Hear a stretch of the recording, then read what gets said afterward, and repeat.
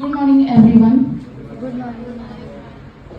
आजच्या कार्यक्रमाचे सन्माननीय अध्यक्ष, आदरणीय व्यासपीठ, सर्व प्राध्यापक वर्ग आणि माझ्या विद्यार्थी मित्रांनो, मी आज क्रांतीसूर्य महात्मा ज्योतिबा फुले यांच्याबद्दल मनोगत व्यक्त करणार आहे.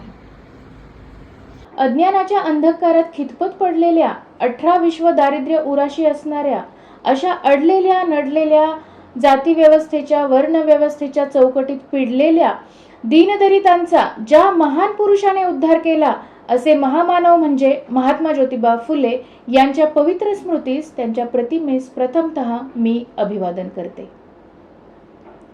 छत्रपती शिवाजी महाराजांचे समाधीस्थळ शोधून महाराजांना आणि त्यांच्या महान कार्याला पुन्हा लोकमानसात आणणारे, शिवजयंती प्रथम साजरी करणारे शिवजयंतीचे जनक म्हणजे महात्मा ज्योतिबा फुले. भारताचे संविधान लिहिणाऱ्या डॉक्टर बाबासाहेब आंबेडकरांच्या 3 गुरूंपैकी एक असणारे म्हणजे महात्मा ज्योतिबा फुले. स्वतःच्या पत्नीस शिकवून भारताची पहिली शिक्षिका बनवणारे, स्त्री शिक्षणाचा पाया रचणारे म्हणजे महात्मा ज्योतिबा फुले. आडनावाने फुले असले तरी लोकांनी आयुष्यभर त्यांच्या आयुष्यात काटे अंथरण्याचं काम केलं, पण त्याच जातीत मातीत समाजात जन्मलेल्या 18 पगड जाती धर्मातल्या बहुजन लोकांच्या वाटेतले काटे दूर करून फुले अंथरण्याचं काम त्यांनी केलं. विद्येविना मती गेली, मतीविना नीती गेली, नीतीविना गती गेली, गतीविना वित्त गेले आणि वित्तामुळे शूद्र खचले. इतके अनर्थ त्या एका अविद्येने केले.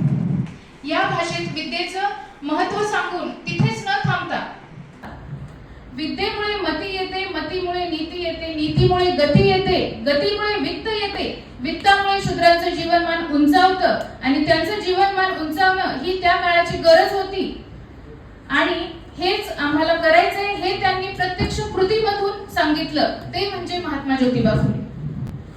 आपल्या कार्यामुळे महात्मा बनलेल्या महात्मा ज्योतिराव फुले यांच्या असामान्य विचारांना व असामान्य कार्याला कोटी कोटी प्रणाम. आणि जाता जाता एवढंच म्हणे, आधुनिक भारताचे शिल्पकार दीन दुबळ्यांचा बनले आधार, ज्यांच्यामुळे शिकली दीन दुबळ्यांची मुले, तो ज्ञानाचा रे दाता महात्मा ज्योतिबा फुले. धन्यवाद.